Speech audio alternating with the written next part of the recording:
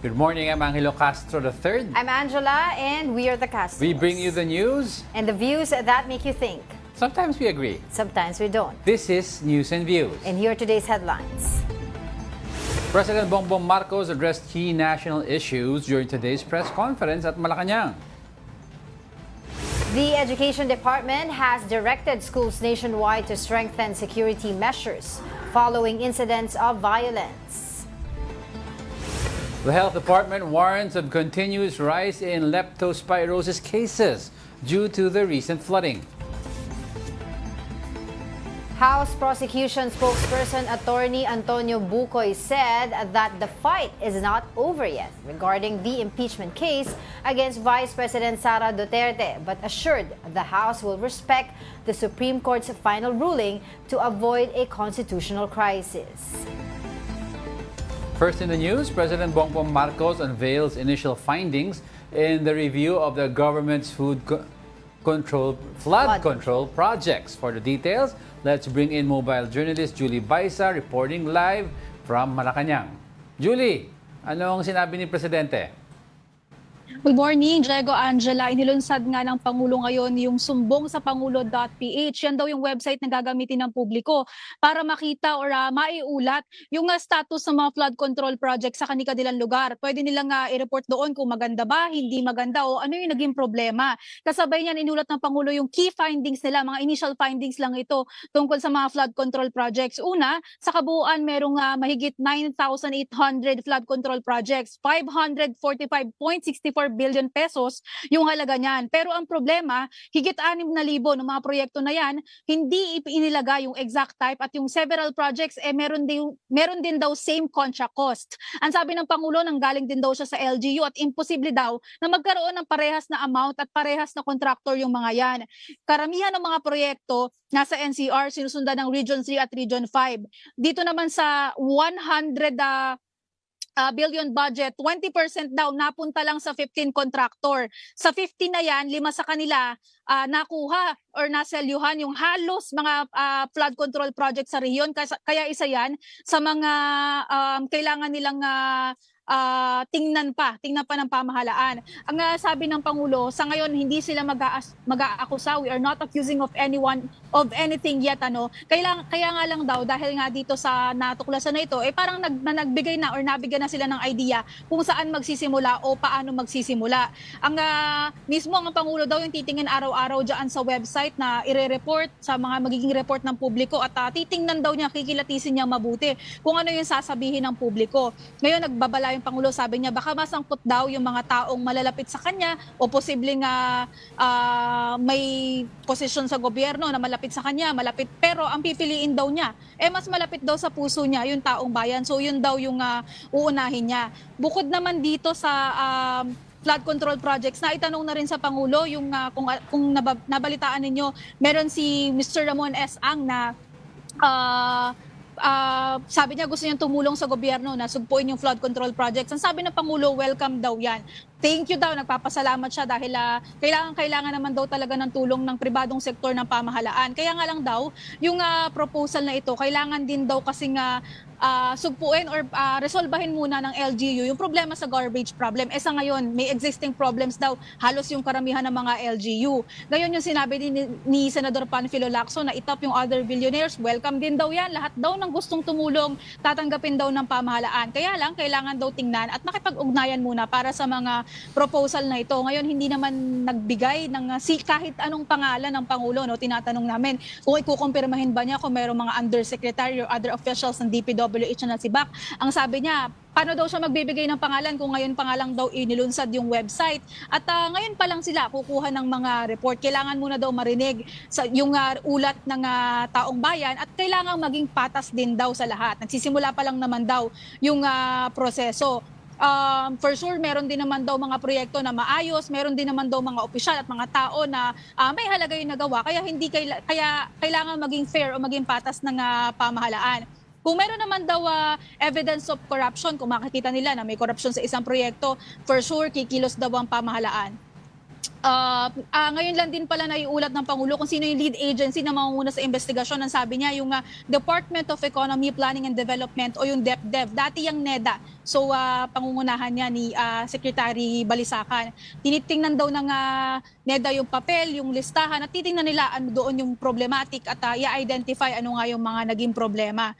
Mas madali na daw ngayong tutulong na nga rin daw yung pamahalaan kasi sabi niya 80 to 90 million pairs of eyes, mas marami yan kesa sa kanila lang sa gobyerno. Aside from the flood control projects, nagsalita rin ng Pangulo tungkol doon sa recent development sa Bajo de Masinloc. Sabi niya hindi daw niya alam kung saan nagmumula yung sinasabing ang bansa ay playing with fire or he is playing with fire. Kasi ang sabi niya, sinasabi lang naman niya kung ano yung totoo. Ayaw din naman daw talaga, wala din naman daw kahit sino na gustong makipaggera o pumasok sa gera. Pero kung magkakaroon daw kasi ng gulo sa Taiwan, panigurado na madadawit o maiipit ang Pilipinas. Kaya't iyon daw yung ating pinaghahandaan. Ngayon naman, wala siyang special instruction sa mga vessels ng bansa dyan sa Bajo de Masinloc. Hindi rin naman daw nag-increase yung ating activity doon. Talagang sumasagot lang naman daw tayo sa kung ano yung ginagawa sa atin. So, asahan natin na mananatili, hindi magbaback out yung pamahalaan sa pagtatanggol daw ng ating teritoryo. Julie, doon sa flood control review na ginawa ni PBBM kanina, nabanggit din ba niya dito yung sinasabi ni Senator Panfilo Lacson na passing through graft scheme? Ito yung sinasabi niya na kung sakali, kung if ever may isang kontraktor na magtatayo ng proyekto sa isang distrito ng isang congressman at itong congressman na to merong relative na contractor din, kailangan magbayad ng 5 to 6% na passing through fee na eventually nakakaapekto rin doon sa budget ng mismong project. Angela, hindi binanggit ng Pangulo itong sinabi ni Senator Panfilo Lacson na ito kasi actually sa kanya na rin ang galing. Very basic information and data lang yung nailabas nga niya ngayong araw. Kasi yung iba pa nga sa nire-report niya, sinasabi niya for sure matic na yun eh. For example, sinabi nga din niya kanina na more than 2,400 yung contracting entities. Nireport lang din daw niya yun, pero yun naman daw, normal daw yun kasi sa mga maliliit nga naman na barangay or sa mga maliliit na lugar, talagang yung local contractor yung kanilang kinukuha para mas mabilis nga yung maging proyekto. So, etong report, very raw pa siya. Hindi pa ganoon ka solid and even him, inadmit niya nakakasimula lang nila kaya hindi siya makapag-name names, kumbaga.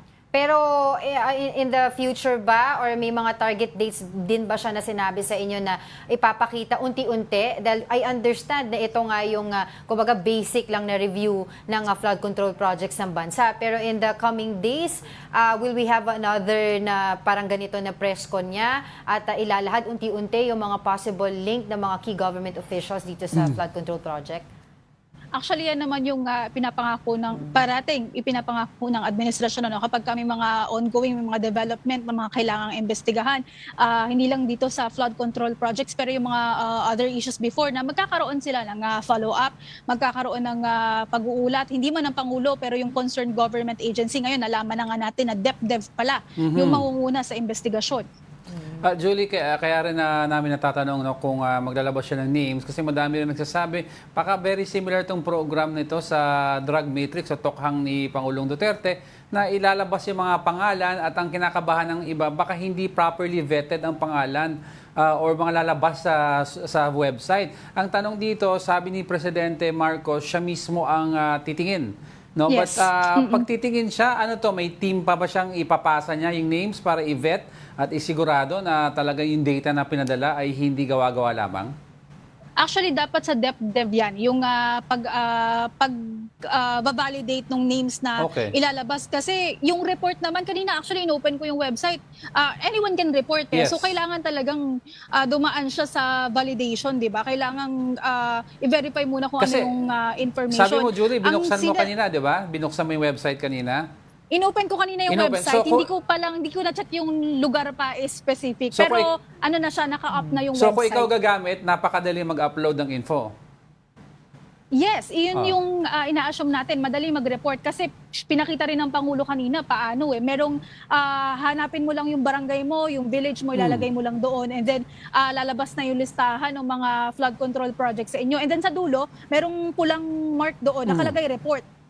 Ah. And lastly, meron pa nabanggit, on my side, may nabanggit din ba si Pangulo na if ever pupuntahan yung mga allegedly flood control projects sa iba't ibang mga distrito to make sure na ito nga yung sinabi na may project tapos yung pala nakatiwangwang lang? Sa ngayon wala pa, Angela, kasi if in case man na medyo marami-rami siguro Oo. yung mga papasok sa listahan kasi ang sabi nga niya more than 6,000 or 6,021 if I'm not mistaken yung kabuuan ng mga proyektong tinitingnan nila ngayon kasi same cost, same contractor. So medyo marami yun kung iisa-isahin. Siguro Yung 6,000 na yun, Julie, sorry to cut you there. Yung 6,000 na yun, ano ba yun? Since anong year yung sinimula na investigasyon ni PBBM? Etong 9,800 kasi pasok ito sa administrasyon niya. Okay. Pasok ito sa administrasyon ng Pangulo. Etong 6,021 tama. Yung hindi nga daw nag-specify ng exact type and several projects ay yung may same contract cost. So medyo marami-rami yan. Kailangang i-vet, kailangang i-verify. Backtrack pa sa ibang mga administrasyon. Alright, sige. Maraming salamat sa iyong update, mobile journalist Julie Baiza. In other news, the Department of Education has directed schools nationwide to strengthen security measures following the shooting incident at Santa Rosa Integrated School in Nueva Ecija. Education Secretary Sonny Angara issued the order on August 8 calling for stricter enforcement of existing safety policies to protect students and staff. Under DepEd Order number 40, series of 2012, all acts of violence, abuse, and the possession of weapons or harmful items are strictly prohibited on school premises. Angara also highlighted DepEd Order number 007, series of 2024, which mandates every school to provide a safe, secure, and supportive learning environment. He urged educators, parents, and communities to collaborate in ensuring that schools remain peaceful and nurturing spaces for all learners. To further discuss this development, we have PBED Executive Director Hannibal Camua. Good morning, Hannibal. Thank you for joining us. Good morning, Sir Angelo and Ma'am Angela, and thank you for having me again in your program. All right. Well, we saw that report, no, yung sa what happened, the shooting. It's very unfortunate kasi if you take a look at it, madaming instances na pwede sanang mapigilan yung nangyari. But ano ba ang challenge natin with regards to curbing this or preventing this kind of incidents? Sir Angelo, unang-una gusto kong acknowledge yan na because most of our children spend most of their time in school at a very young age, kailangan ng eskwelahan ay ligtas. It should be a safe haven and a refuge for our learners. And they should feel that they are well protected and safe within the grounds of the school. So what happened? The shooting incident, and this is not the first time. Yes. I think a few months back there was also another incident in a school in Parañaque. I think stabbing naman yun, no? So yes, a stabbing incident was reported. So I think there must be something that should be done by the Department of Education, particularly looking at improved security in schools, and particularly in public schools. It might be challenging, I know, because particularly on the sheer number of public schools that we have in the Philippines. But I think first step there is to check on what are the security measures that are being implemented in all public schools all over the country, particularly to prevent these kinds of incidents to happen again. Yeah, I agree with you. Kasi yun nga lang pag-hire ng mga security guards sa mga public school, I'm sure hirap din yan sa pagkuha ng budget, di ba? But, sir, kasi dito sinabi ni DepEd Secretary Angara, he urged educators, parents, and communities to collaborate in ensuring that schools remain peaceful and nurturing spaces for all learners. Paano ba yun, di ba? How are we seeing this, coming into fruition na makapag-collaborate yung mga teachers, yung mga parents in making sure na safe yung school premises?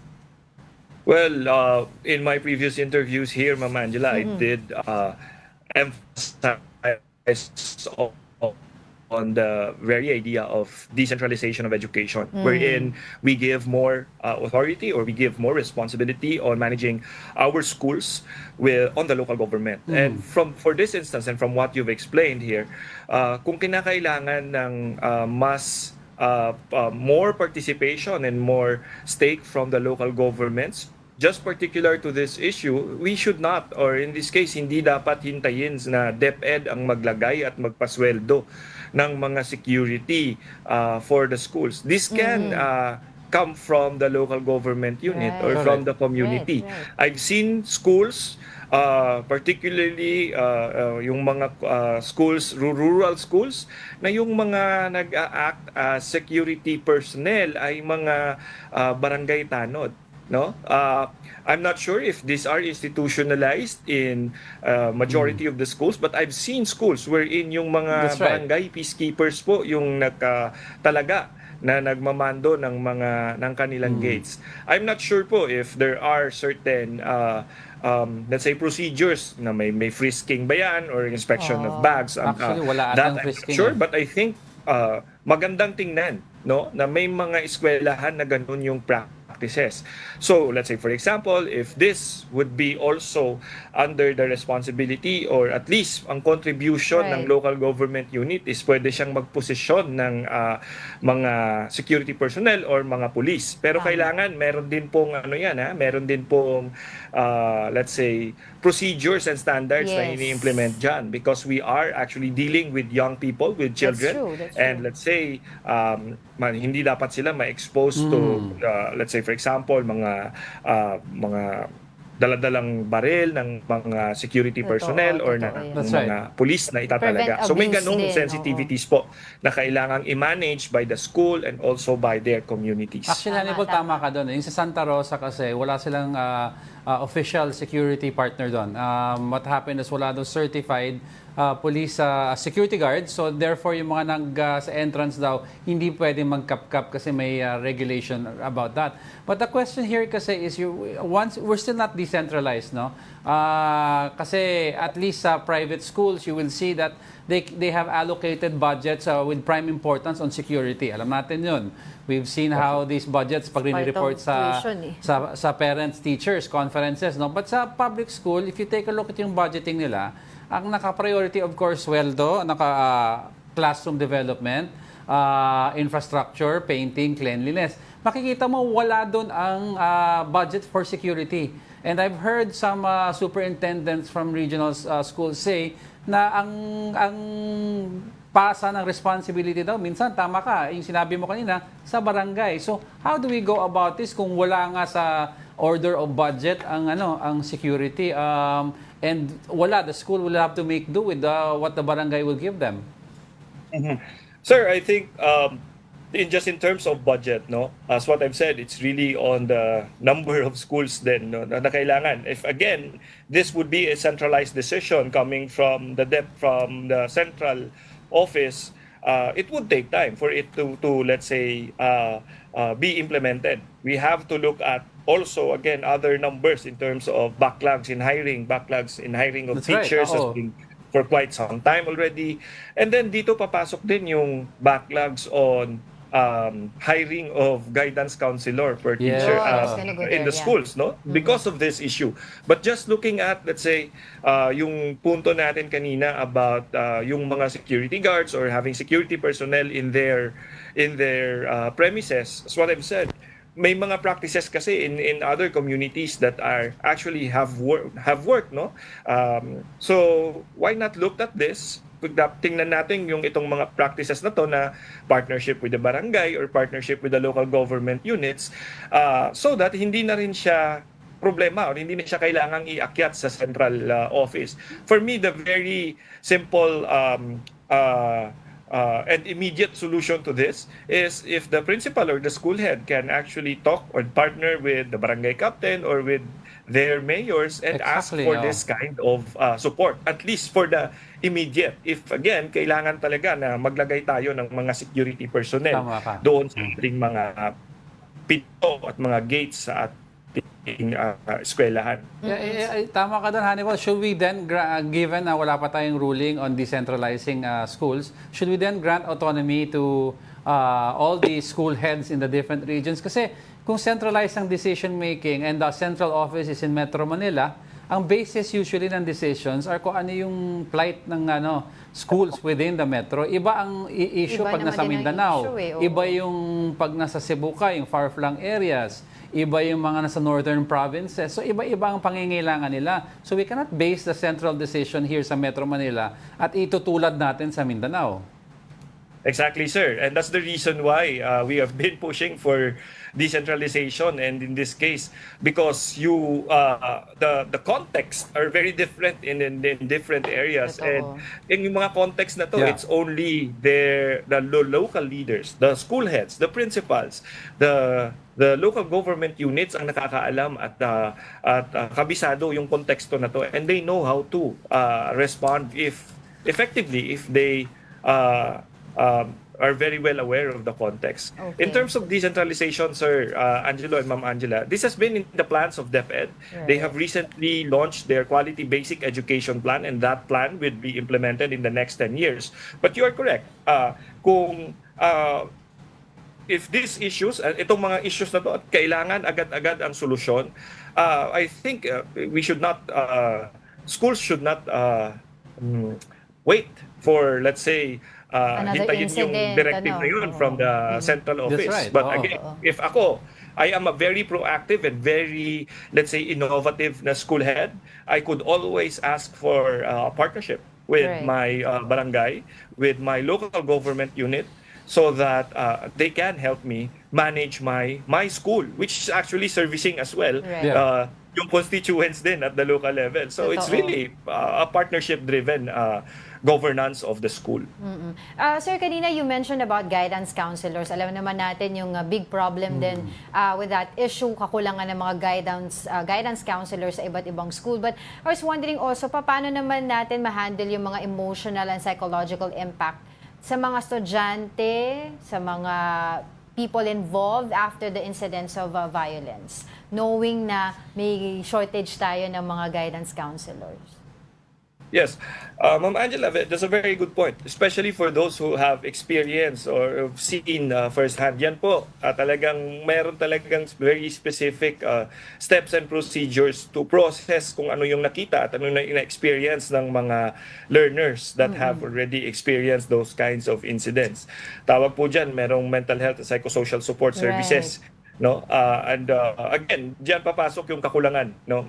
Meron talagang napakalaking kakulangan for those professionals who can actually do let's say psychological debriefing for those who have been affected or naka-experience ng ganyang klaseng incidents, no.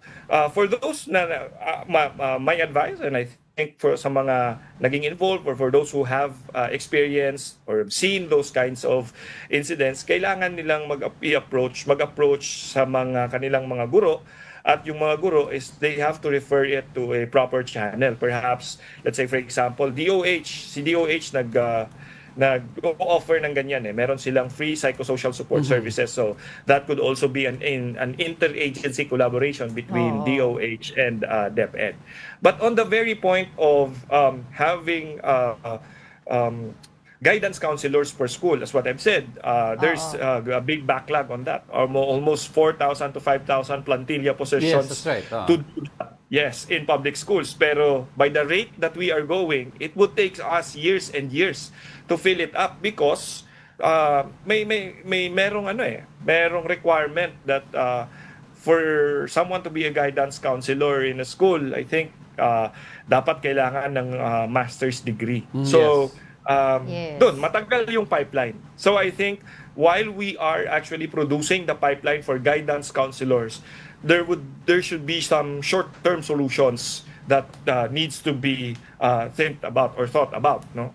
So let's say for example, katulad din ba yan, pwede ba na kung may mga reading, let's say volunteers tayo, pwede din ba na pag-isipan na magkaroon ng mga volunteers for psychosocial and mental health support services in schools? Totoo. All those things, I think, because when we are looking at solutions at the long term, meron din dapat interventions na especially for those who really need it most. Right. Well, earlier today, we had the news report also na talaga nakikita natin na kailangan yung sinasabi niyo, sir, yung psychosocial debriefing sa mga estudyante dahil meron dito sa Maynilao del Sur, meron siyang pinatay na teacher niya dahil binigyan siya ng failing grade. Hindi siya makakapasa ng grade 12 if I'm not mistaken. Can you imagine, mag-grade 12 pa lang ito, binaril niya yung teacher niya dahil nga dun sa failed grade na binigay sa kanya.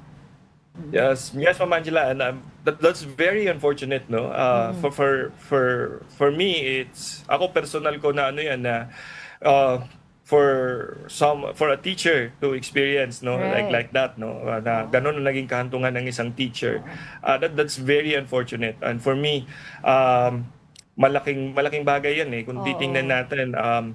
Medyo it- malalim yung hugot ng bata, for sure. Definitely, there's something inside of that kid, 'di ba?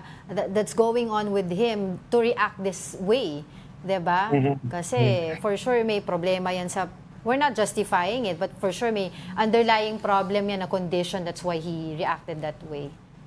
Yes, and again, if you're going to look at it again, hindi naman na kailangan it happened. So I think what needs to be done now is how do you prevent it from Exactly. happening again? So ano ba yan?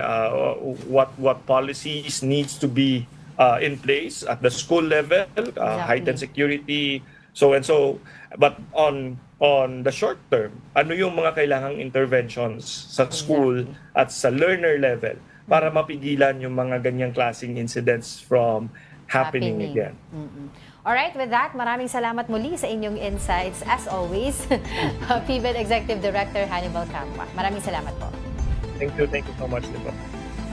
All right, in other news, despite the Senate shelving the impeachment complaint against Vice President Sara Duterte, the House prosecution panel is still pushing to revive it, challenging the Supreme Court's ruling that struck it down as unconstitutional. Here's the report.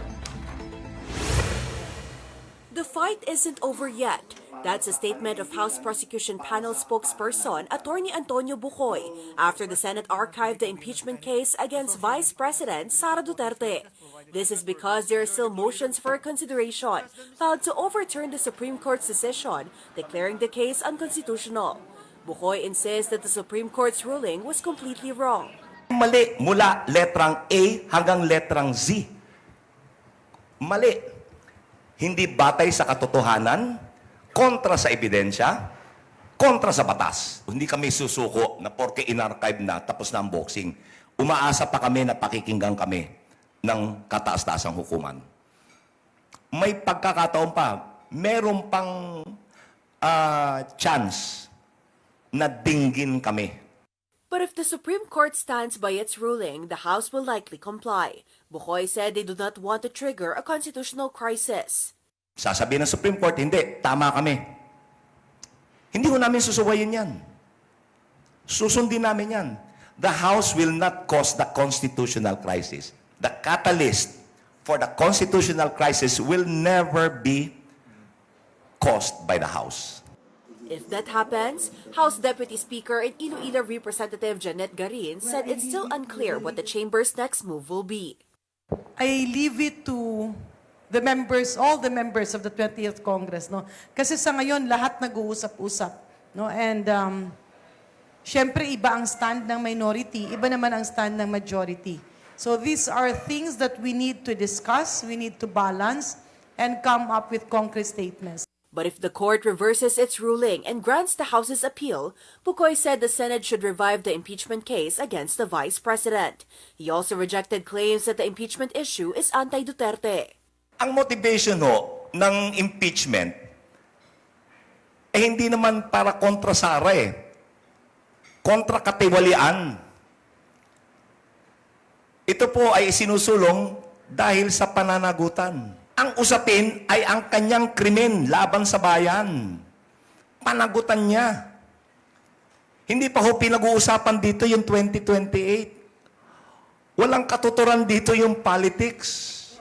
Meanwhile, Davao City Vice Mayor Baste Duterte said he respects his sister's critics.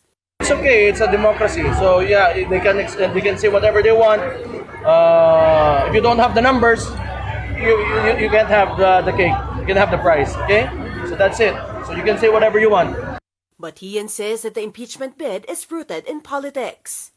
I'm going to say what I said before, and from the beginning, it's a political scheme. It's a smear campaign against the vice president.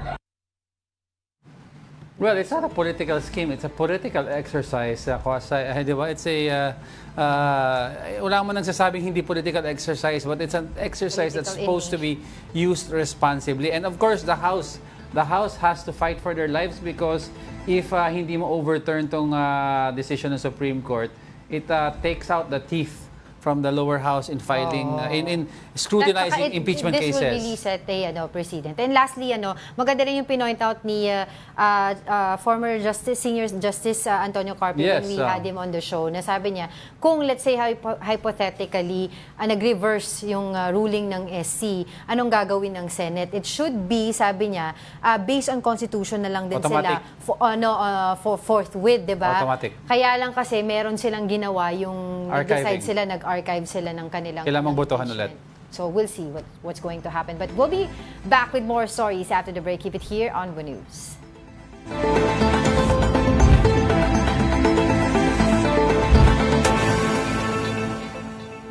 Good morning. You're still watching News and Views here on WA News.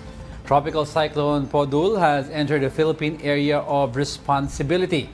It was given the local name Goryeo. Its center was last spotted some 1,305 kilometers east of extreme northern Luzon.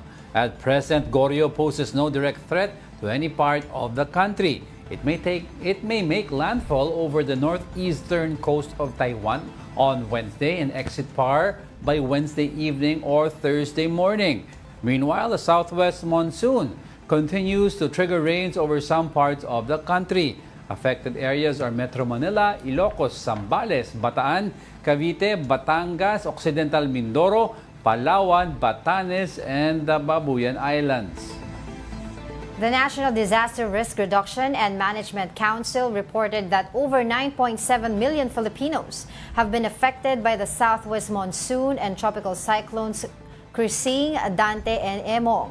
Among those affected, 28,500 people were housed in 265 evacuation centers, while around 40,600 individuals received assistance while staying outside these centers. The confirmed death toll is 5, with 32 more deaths pending validation.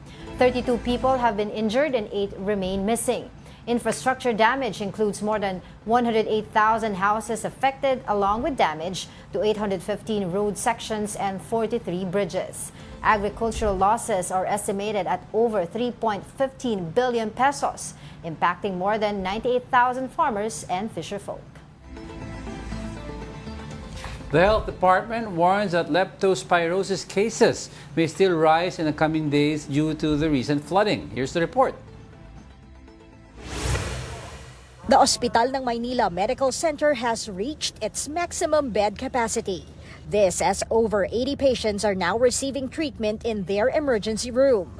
Most of them are flooding victims who contracted leptospirosis. Ang leptospirosis kasi, ang mga cases ay nagsusurge after 2 weeks ng pagbaha. No? And itong pagbaha na to, nakita natin talagang surge siya, masyado siyang aggressive ngayon. Dadating sila, medyo severe na dadialysis na agad sila. 63-year-old Robert said he had no choice but to wade in the flood water.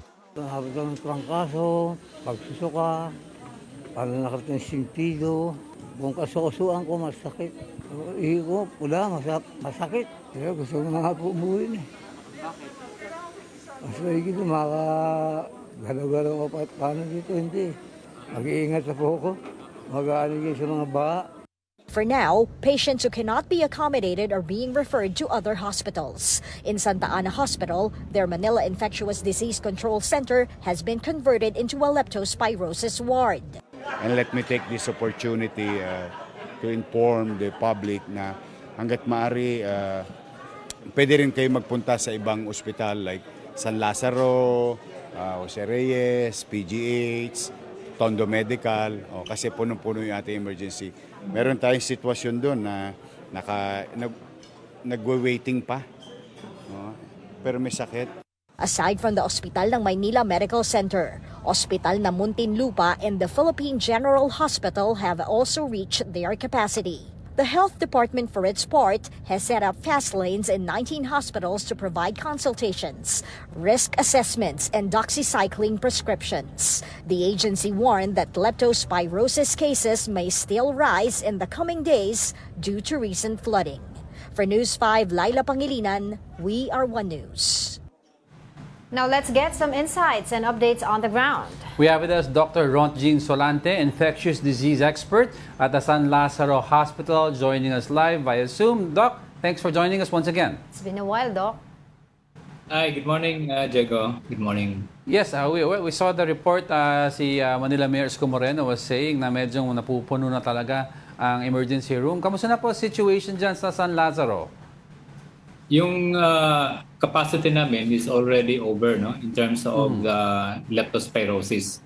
Kasi meron kaming mga inpatients na since July, nag-start na kami ng tumataas ang kaso. Yeah. But the past 4 to 5 days, nag-average kami ng 28, 25 admissions a day.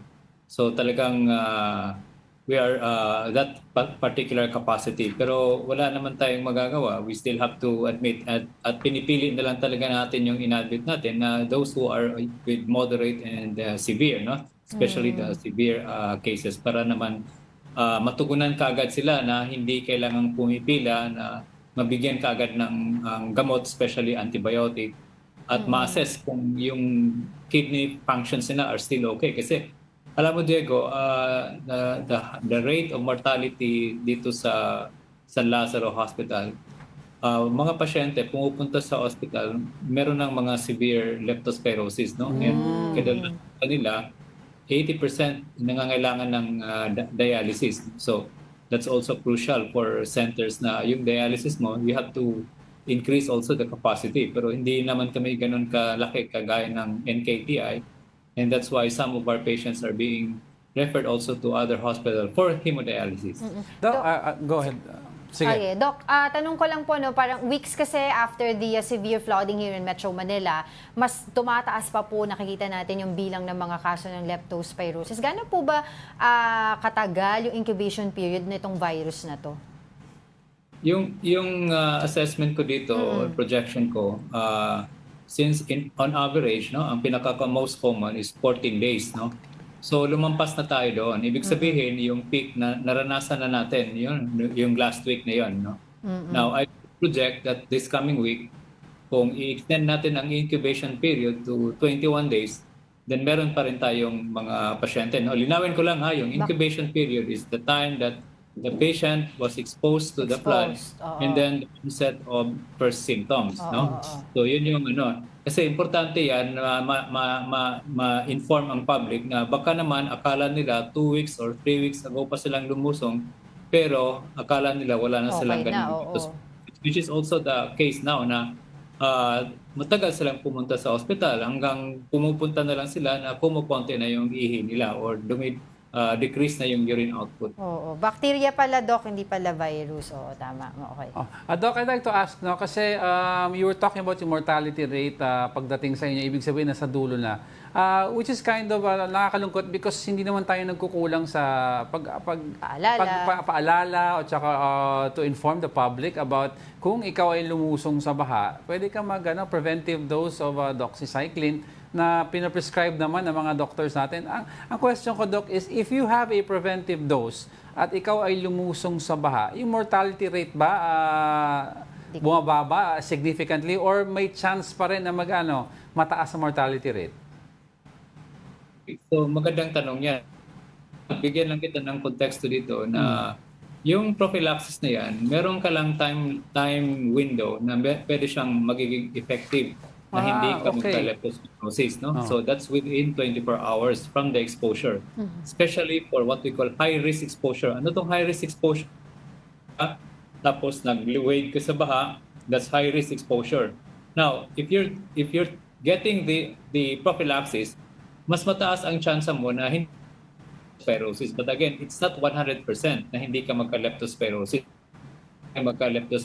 But the difference there, mas lower ang risk mo kumpara doon sa wala. Doc? Yes, Doc? yes. Yeah, nawawala po kayo. Go ahead po. Okay. So yung umiinom ka ng post-exposure na doxycycline, hindi 100% yan siya na hindi ka magka-leptospirosis. Meron ka pa rin leptospirosis, but kumpara mo doon sa walang iniinom, mas higher ang risk kaysa doon sa merong.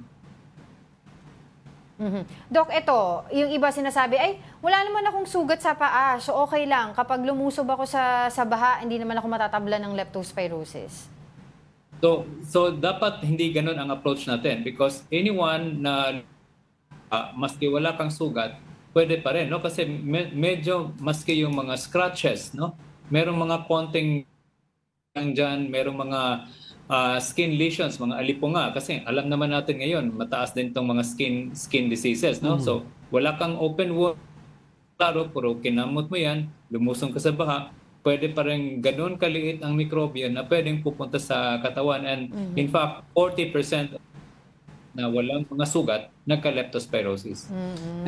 We were talking about kanya, Doc, yung yung doxycycline, no? But assuming na may symptoms ka na at hindi gumana ang yung mga prophylaxis doses, Doc, ano ang next step natin with regards to ano ang next level of antibiotics na gagamitin? Yun, napaka-importante niyan, no? So halimbawa, nag-inom prophylaxis, pero after 3rd day, 5th day, meron ka ng sintomas. Ang common na mga symptoms nito ay lagnat, sakit sa katawan, masakit yung binte, at namumula yung mata, no? So within the next 24-48 hours, pag lumabas na yung sintomas na yun, huwag nyo nang patagalin. Diretso na kayo sa health center, pupunta kayo sa hospital para magpasuri at saka para ma-diagnose kung leptospirosis.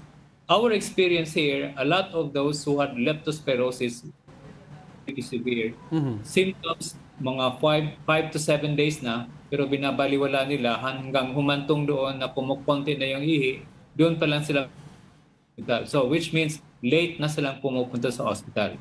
So first and foremost po, para lang po ma-clarify lang din natin, ma-clear natin sa ating mga kababayan, ano po yung mga pinaka-warning signs po ng isang tao na alam po natin, ako delikado, baka magka-leptospirosis ka na?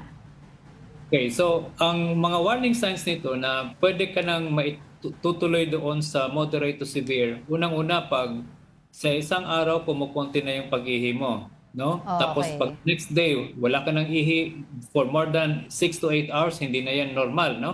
Tapos mahina yung katawan mo, masakit yung katawan mo, at saka yung namumula yung mata, minsan parang hirap ng huminga, no? May mga ganun tayong pasyente, hirap na silang huminga na sa tingin nila kaya pa daw nila sa bahay, wag na nating palampasin yung mga ganung klaseng sintomas. Diretso na tayo doon sa hospital.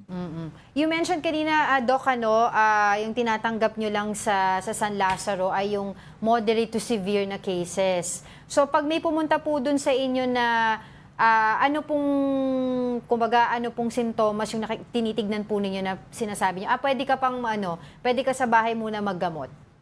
Okay, so unang-una dyan, kung yung lagnat niya, pananakit sa katawan within 3 days, no? At saka yung pag-ihi niya adequate naman, merong antibiotic yan na tableta na pwedeng ibibigay, no? So that's mild leptospirosis. Pangalawa, pag halimbawa, we have to diagnose first, no? Kukunan namin sila ng blood exam.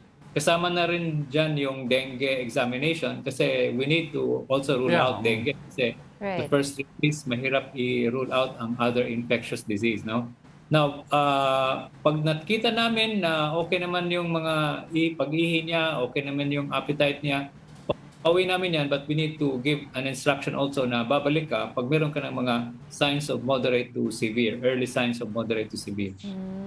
Yung isa pa rin po, Doc, na nakikita nilang question dito is yung po bang antibiotic na binibigay sa mga may kaso po ng leptospirosis ay nagkakaroon ba ng conflict sa ibang mga maintenance medicine na tinitake ng isang pasyente? Oo, meron 'yan. Ang tawag niyan, drug to drug interaction, no? Yes. Kaya mas maigi pa rin na pag nagpunta kayo sa doktor, huwag kayong bibili ng mga gamot na kayo lang ang nagdesisyon. Importante, merong guidance at assessment ng doktor, especially with the prophylaxis, no? Itong doxycycline, antibiotic din 'yan, no? So may mga adverse effect 'yan, kailangan dapat meron pa ring monitoring ng doktor na nagreseta. I'd like to clear a myth lang, Doc, na kung kunyari rainy season, we all know it's rainy season, no?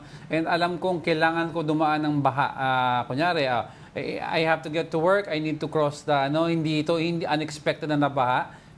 Tama ba, Doc, na sige, inom muna ako ng doxycycline bago ako tumawid para at least safe ako?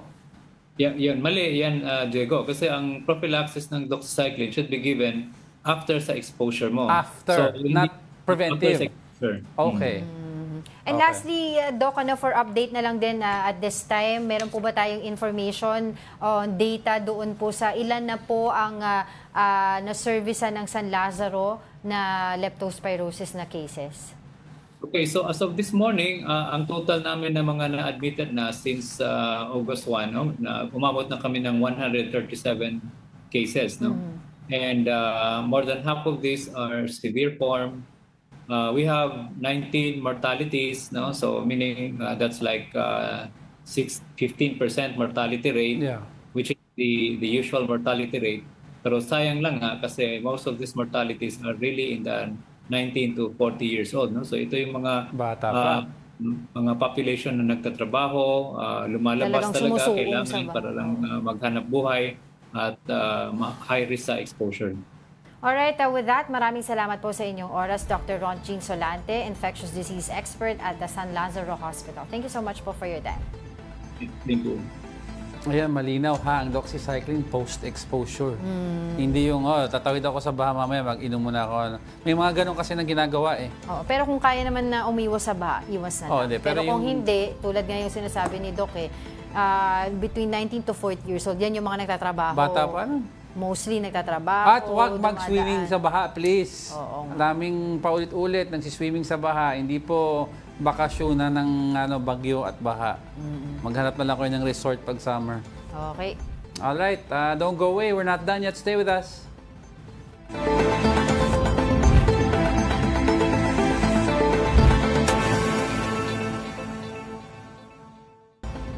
Welcome back. You're still watching News and Views here on One News. Surigao del Norte's 2nd District Representative Bernadette Barbers has filed House Bill 933 to regulate the use of sidewalks and public roads in urban areas. The bill aims to clear sidewalks of unauthorized vendors and illegal parking to improve safety and reduce traffic congestion in cities. It prohibits the use of public roads for parking or business without permits and bans any structures blocking sidewalks. Violators may face fines and vehicle impoundment. Barbers is urging Congress to pass the bill quickly, stressing that it will promote safer, fairer, and more efficient urban mobility for all commuters.